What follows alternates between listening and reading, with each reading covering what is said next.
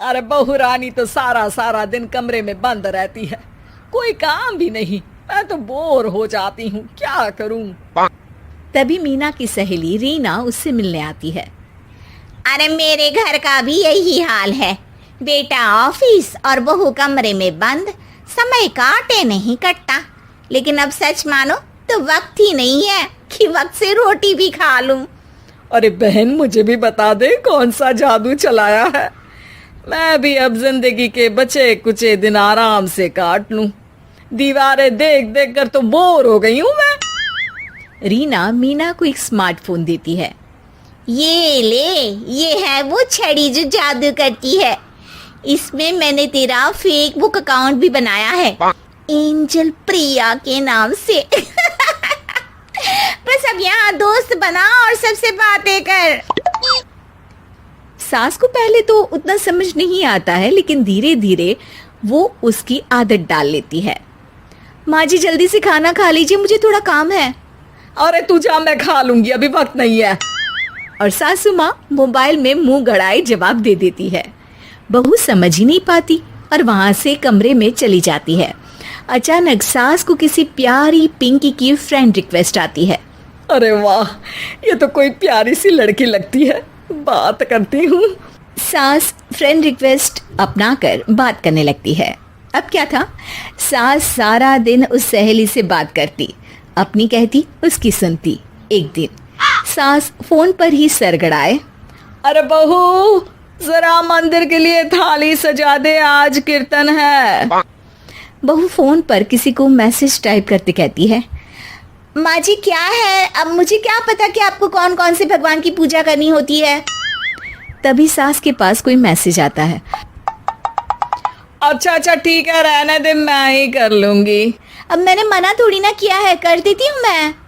अब मैंने भी बोला ना कि थोड़ी देर में बात करती हूँ, तो मैं ही कर लेती हूँ, तू जा अपने कमरे में। बहू वहां से चली जाती है। सास मंदिर पहुंचती है और मंदिर की सीढ़ियों पर बैठकर सास फोन पर लिखती है। अरे मेरी बहू सारा दिन अपने कमरे में बैठी रहती है। वहां से रिप्लाई आता है।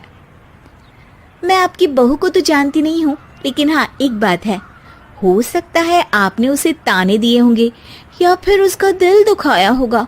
ऐसा करने पर बहुओं का मन ससुराल से हट जाता है। याद रखिए, बहू और बेटी में फर्क होता है।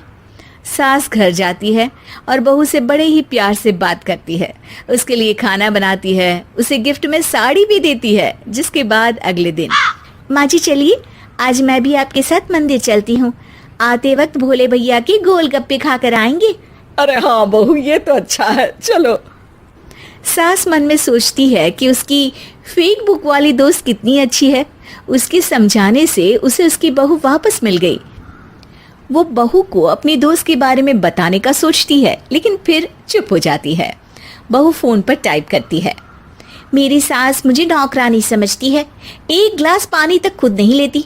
मन तो करता है कि बोल दूं, मैं बहू हूँ, कोई नौकरानी नहीं। वहां से रिप्लाई आता है। देखो, तुम्हारी सास को तो मैं भी नहीं जानती, लेकिन वो बुजुर्ग होंगी। पूरा जीवन उन्होंने घर गृहस्थी चूल्हा चौका में निकाल दिया। और फिर तुम ये भी मत भूलो कि जिस पति पर तुमको इतना गर्व है, उसे भी शिक्षा उन्होंने ही दी है।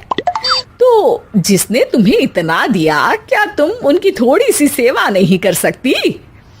बहू भी अगले दिन से सास का सारा काम करती, उनके पैर दबाती, उनका ख्याल रखती, उनके साथ घूमने जाती। एक दिन सास, बहू ये लो मेरा हीरे का हार। पहले तो सोचा था कि अपनी बेटी को दूंगी, लेकिन आज जब मेरे हाथ पैर में दर्द था तो तुम मेरा साथ दे रही थी। समय पर खाना पानी देकर तुमने ही मेरा बुढ़ापे में साथ दिया। उसके हिस्से का बहुत कुछ मैं उसे दे चुकी हूँ, लेकिन ये अब तेरा। बहू तो ये देखकर खुशी से उछल ही जाती है। वो सास को गले लगाकर कहती है, माँ जी आप सच में बहुत अच्छी है। भला हो उस एंजल प्रिया का जिसने मुझे आपसे वापस मिलवा दिया, वरना मैं तो हमेशा आपको गलत ही समझती। मैं तो सोचती थी काश वो एंजल प्रिया मेरी सास होती। क्या नाम लिया बहू? एंजल प्रिया तेरी फेसबुक फ्रेंड है? हाँ माँ जी, वो बहुत अच्छी है। उन्होंने ही मुझे बताया कि सास की कीमत क्या होती है। अरे बहू, कहीं तू प्यारी पिंकी तो नहीं? जी माँ जी, मैं ही हूँ प्यारी पिंकी। क्यों? सास बहू को गले लगाकर कहती है। मैं भी यही सोचती थी कि काश प्यारी पिंकी मेरी बहू होती। शुक्रिया बहू। सासू माँ, शुक्रिया तो हम दोनों को फेसबुक और सोशल मीडिया का करना चाहिए, जिसने हम दोनों को एक दूसरे से दिल से मिला दिया। अब तक दोनों को समझ आ गया था कि जो खुशी वो बाहर ढूंढ रहे थे, सच में तो वो उनके घर में ही थी।